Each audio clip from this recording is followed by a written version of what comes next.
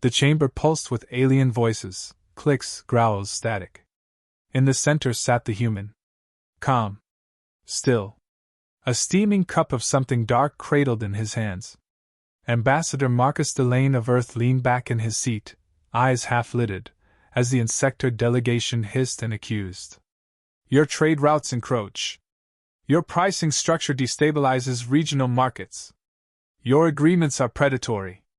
Marcus gave a half-shrug. You're welcome to read the contracts again. We used your legal format. The Crixie ambassador's antennae curled. Primitive legal mimicry doesn't excuse aggression. Marcus sipped from his cup. It does when you signed it. A murmur spread through the council. Amusement? Discomfort? Hard to tell among species with no lips. The Crixie clicked in disdain. And what is that odorous liquid you insist on drinking here? Coffee, Marcus replied evenly. Disgusting. Bitter. Crude. You humans have no sense of refinement. You ingest bean water like it's sacred. The sip paused halfway to his lips. The hand holding the cup lowered, slowly. He set it down with a clink. His smile didn't change, but something in his eyes went cold. A finger tapped once against the glass tabletop. Tap. Pause. Tap tap. Silence. The Crixie continued oblivious. It's not even intoxicating. What use is a drink that merely makes you twitch? Marcus interlaced his fingers. Twitching has its uses. One representative, a reptilian species with cybernetic implants, visibly stiffened. His scales paled. He whispered, He's doing the signs. The neighboring delegate cocked a brow ridge. What signs? The tapping. The stillness. The smile that doesn't move the eyes. You're overreacting. No. No, I've seen this. His voice dropped to a low growl. Drosna Prime. One human tech officer, alone. Logistics failed, tempers high. He just started, clicking his pen. A younger delegate laughed. And? Next morning, the enemy fleet was starving and half the planet's ports had been rerouted through human-controlled corridors. He didn't raise his voice once. He didn't even stand up. The Crixie pointed a spindly claw at Marcus. This is typical human arrogance. Hiding behind markets and clever words. Marcus smiled slightly wider. Cleverness offends you? It's weakness. You hide behind tools and systems. A third tap echoed across the room. Marcus folded his arms. Interesting perspective. The reptilian delegate muttered. It's happening again. Another council member leaned in. He hasn't raised his voice. He never will, said the reptilian. Not if you're lucky. Marcus gave a long, slow breath through his nose. He glanced down at his cooling coffee. I did hope for civility. The council president, a being of translucent limbs and floating tendrils, gestured for calm. We are here for mediation, not mockery. Marcus inclined his head. Of course. Happy to mediate. But I do believe Earth's position is already quite clear. You're not the only power in the galaxy. The Crixie snapped. A pause. Marcus smiled again. Not yet. Another representative chuckled nervously. You humans always joke when cornered. A soft, humorless reply. We only joke when we're giving you a chance. The reptilian veteran exhaled sharply. God save us. Silence settled again. The coffee sat untouched. The finger tapping had stopped. The Crixie chittered. Then what do you propose, human? Marcus leaned forward, elbows on the table, voice smooth. I propose you learn the difference between civility and weakness. Between peace and permission. Between silence and consent. You threaten us? No, Marcus replied. I'm explaining the facts. The Crixie laughed. You're alone. No fleet. No weapons. Just bean juice and attitude. Exactly. A blink. And still, you've made it this far into the meeting alive. That's the miracle. His datapad lit up softly beside him. A message, silent. He didn't glance at it. Just pressed his thumb once on the screen. The reptilian delegate stood. President, I urge caution. The last time humans were merely annoyed, 3-star systems redrew their borders overnight. The president waved a tentacle. Surely Earth would not act without due cause. Marcus looked up. No. Never without cause. He picked up his mug again. Took a small sip. Then winced. Cold. Pity. The Crixie grinned. Perhaps it's finally lost its appeal. Marcus exhaled through his nose. Oh, it's still sacred. But now, unfortunately. He set the mug down again, gently. You've touched the beans. Another pause. The reptilian veteran took a step back from the table. The council didn't understand. But some did. And those few were already afraid. The council resumed. The president called for order, but the tension didn't subside. Marcus didn't speak. He just typed into his datapad with slow, precise taps, each stroke like a metronome. The Crixie ambassador kept ranting, oblivious to the shift. One of the aquatic delegates leaned toward her neighbor. He's not speaking anymore. He doesn't have to, said the reptilian veteran. Explain. When humans talk, you still have a chance. When they go quiet, that's when things start unraveling. The aquatic being frowned. But he's only annoyed. Surely that's not serious? The veteran didn't blink. That's worse than angry. Humans angry? They shout. Maybe throw a chair. But when they're annoyed, really annoyed, they rebuild your government and make you thank them for it. Murmurs rippled through the council. The reptilian whispered again. You weren't there for Drosna Prime. We were losing ground. The humans were trapped behind our front lines. One of their quartermasters, just a logistics clerk, was denied transport priority. He didn't argue. Didn't complain. Just stared for 5 seconds, then started tapping his pen. What happened? By the next cycle, he rerouted the entire supply web with nothing but field terminals and coffee. Our forces starved out in 72 hours. Not a shot fired. Another voice chimed in, nervous and shrill. That's apocryphal. You can't believe every human story. I was there, said the veteran. I smelled our own troops burning our supply crates just to stay warm. A younger alien, furred and twitchy, spoke up. I heard about the Station Veloctra incident. A vending machine failed. Human engineer was locked in for 70 hours. And he emerged with full control of the station's AI, reprogrammed the food protocols, and updated 50 systems we didn't know were outdated. All because he wanted a bag of something called sour pretzels. A silence followed. The Crixie pounded a clawed hand on the table. These are myths. You treat them like gods because they write stories about themselves. Another delegate muttered. Or we treat them like gods because we've seen what happens when they stop pretending to be polite. A diplomat from the Avaxi collective spoke without turning his head. You ever hear of the cough incident? No. A human ambassador was interrupted mid-speech by a delegate who coughed too loudly. Not aggressive. Not intentional. Just ill-timed. And? The next cycle, the coughing species received a legal document spanning 70,000 pages, citing every treaty violation and loophole Earth had endured for 10 standard years. They were flooded with arbitration cases and quietly left 6 trade blocks. That's absurd. Is it? All eyes drifted back to Marcus. He was still silent.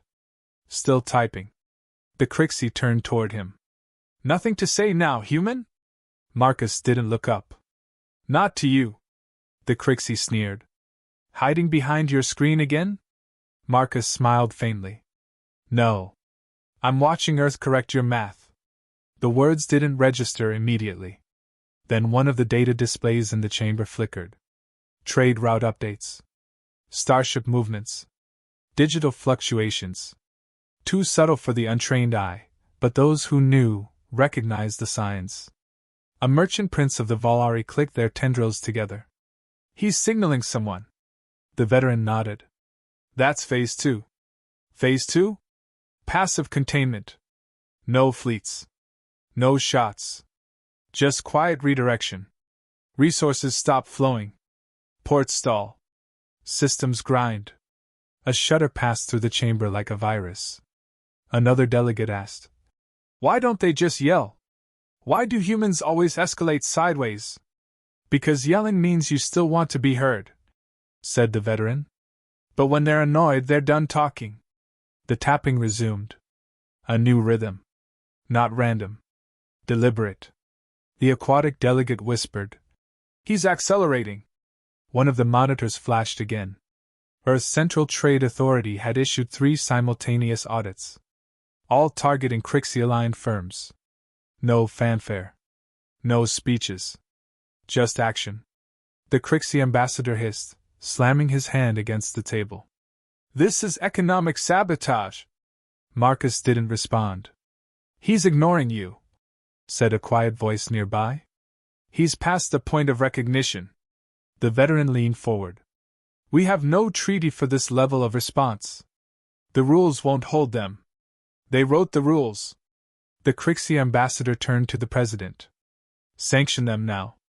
The council president hesitated. "Sanction them?" Marcus finally looked up. "Go ahead. Make it formal." A moment passed. Marcus resumed typing before anyone responded. The veteran's voice dropped again. "I told you. The science. It always starts the same. Quiet. Polite. Witty. Then comes the stare. The tapping. The stillness. The aquatic being trembled. And the last sign? The smile," he said. "When they smile for no reason, and you don't know what they're smiling at." Marcus smiled. Nobody knew why. But a few of them started preparing their exit plans. The economic servers for the outer rim flickered. Minor at first, fractional recalculations, a few stalled shipments. A blip, easily dismissed. But to those who understood human logistics, it wasn't random. It was prelude. Marcus set the mug down again. "I recommend checking your planetary balance sheets." The Crixie delegate scoffed. "Bluff." A soft ping echoed from a data panel near the council president. Her translucent appendage waved across the hologram. Her speech halted. She blinked. 5 Crixie transport fleets have been denied port access, on neutral worlds.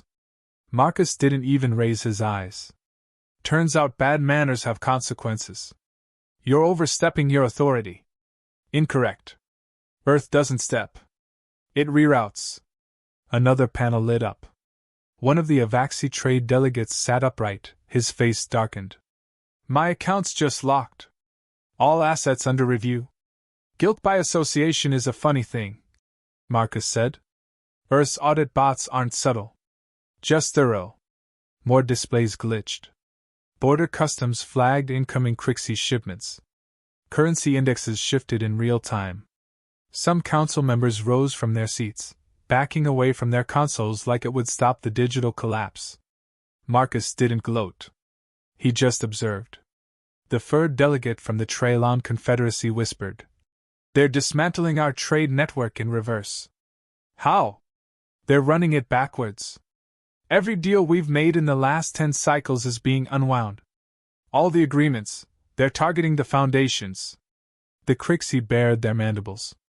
"You can't do this." Marcus finally turned toward him. "I already did.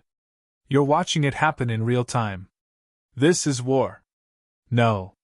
War is expensive. This is irritation." The veteran delegate from the Drosna Alliance didn't speak. He didn't move. He just closed his data console and powered it down. Marcus kept going. "You thought we'd file a complaint. Maybe hold a press conference. Ask for a panel to review. But Earth doesn't escalate conventionally. We pivot. We target pressure points. Because we've spent centuries losing politely. That phase is over." Another ping. The Crixie ambassador's translator unit sputtered. "My personal account. No, this is breach of protocol." "Your protocol." The president's voice cracked. "Ambassador Marcus, if Earth is enacting unauthorized sanctions..." "It's not sanctions," Marcus replied. "It's selective cooperation withdrawal. We're simply choosing not to assist inefficient systems anymore. Several delegates opened emergency communication lines to their homeworlds. None connected. Human encryption had rerouted the interstellar comm grid. No lockdown. Just redirection. A Valari merchant slammed his fists on the table. We were aligned with Earth. Marcus nodded. Which is why your vessels are unaffected. Enjoy your early cargo bonuses. The room splintered.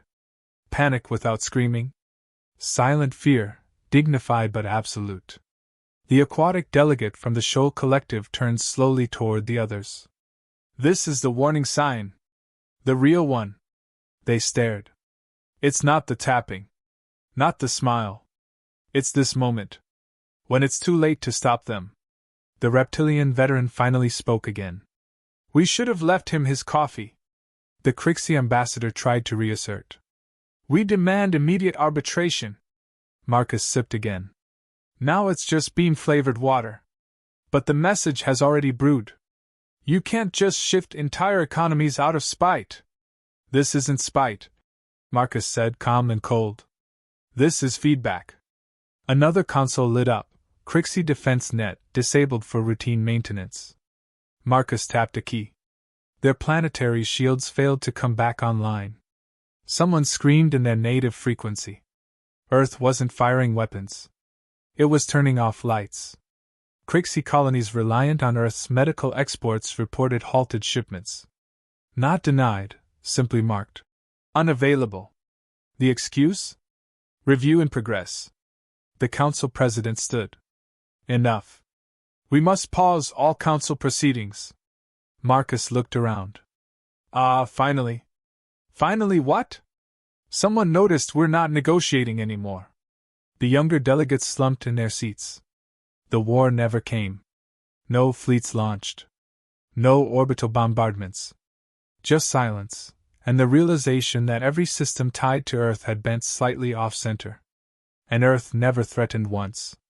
Marcus stood, picking up his mug. Try not to crash your markets when the caffeine withdrawal hits. The president asked, voice unsteady. What do you want? Marcus paused. A fresh cup of coffee. That's it. He smiled. For now. Then, almost as an afterthought. And maybe a formal apology to Earth's Agricultural Guild. The bean growers are quite sentimental. Someone exhaled loudly, like they just survived an assassination attempt. The Crixie ambassador's claws scraped uselessly at the table. You can't rule this way forever. We don't want to rule. We just don't want to be insulted. And if someone does? Marcus turned to the door. Then they'll find out the hard way. Irritation is the final warning. The walk from the council chamber was quiet. No guard stopped him. No one spoke. As Marcus passed, some delegates looked away, pretending to check devices that no longer responded. Others simply nodded reverently, like priests witnessing a deity's departure. He didn't glance back. Messages flooded Earth's diplomatic networks. Some were apologies. Others were reassurances. A few were desperate offers, trade renegotiations, tech sharing, tribute disguised as goodwill. Marcus read none of them. He was already in a private comm line with Earth Fleet Command. Status? He asked. Global routing protocols complete, said the voice. Defense AI syncs triggered on all involved sectors. No resistance encountered. All counter-leverage scenarios logged. Casualties? 0. Unless you count financial panic. I don't. He cut the line and exhaled. In the diplomatic shuttle's lounge, Marcus finally refilled his mug with coffee. Real Earth-grown beans, filtered just right. The bitterness calmed him more than victory ever could. There had been no declarations.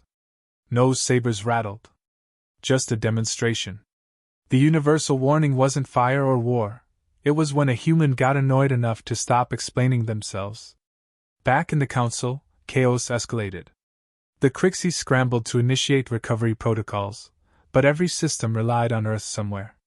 Supply chains, AI subroutines, energy relays. Over decades, humanity had become the glue, and now it had gone cold. Delegates turned on each other. Accusations flew. No one blamed Earth out loud, not anymore. They all remembered the smile. Veterans left early. Some advised evacuation. Others began drawing up surrender options, even without a war. No weapons needed. The Shoal delegate addressed his people by secure channel. Update all manuals. Added in bold. If a human diplomat falls silent, begins tapping, smiles without cause, pause all contact and submit reconciliation terms within 6 hours. The Drozhna veteran compiled a new protocol, distributed to all frontier posts. If signs of annoyance emerge, de-escalate, offer caffeine, apologize. Do not provoke. Do not dismiss. Do not talk over them. You are not ready for what comes next. And still, Marcus said nothing publicly. He didn't hold a press conference. He didn't log an official grievance. There was no celebration. No need. Earth's lesson had been delivered with surgical precision. On a minor trade outpost in neutral space, a junior analyst watched the news feeds roll in. He turned to his mentor and whispered, "It was just about coffee." The older ones shook their head. No. The coffee was the match. The fuel was everything we ignored. What now? We do what every smart species eventually learns to do when a human looks disappointed. What's that? We make things right. Before they decide to fix it for us. On Earth, Marcus stepped off the shuttle into the cool morning air. He stretched once, took a sip, and let silence settle. A message blinked on his wrist pad. From the Crixie ambassador. A formal apology. Reparations pending. May we speak? Marcus deleted it without reading further. He wasn't angry. He just didn't care anymore. In the following weeks, the galactic economy stabilized, around Earth's terms. Trade corridors realigned. Diplomatic conduct shifted. Entire civilizations updated their internal guidelines for how to address human officials. The lesson rippled across every border. Irritation wasn't the prelude. It was the pivot. Humans didn't explode. They reorganized. The myth grew. Stories spread across systems. How the annoyed human never raised his voice, never issued a threat, never blinked. Just smiled and rewired the galaxy. Veterans warned recruits with dead serious tones. Forget blasters. If the human starts tapping and gets real quiet, leave the room. Some laughed. Most didn't. Later, a historian from the Avaxi wrote a report titled, "The Diplomacy of Disdain, Human Leverage Through Low-Level Irritation." It became required reading across 5-star empires. In his conclusion, he summarized, "Other species yell, posture, and fire. Humans type, tap, and smile, and you'll never see the galaxy the same way again." The report ended with a warning, plain and stark. If you see a human annoyed, truly annoyed, pause. Because the next thing you feel won't be heat or pain. It will be loss. Loss of control, stability, and assumption. And they won't even raise their voice to do it. Marcus never asked for credit. He never claimed victory. He didn't need to. Everyone else handled that for him. 2 of 2.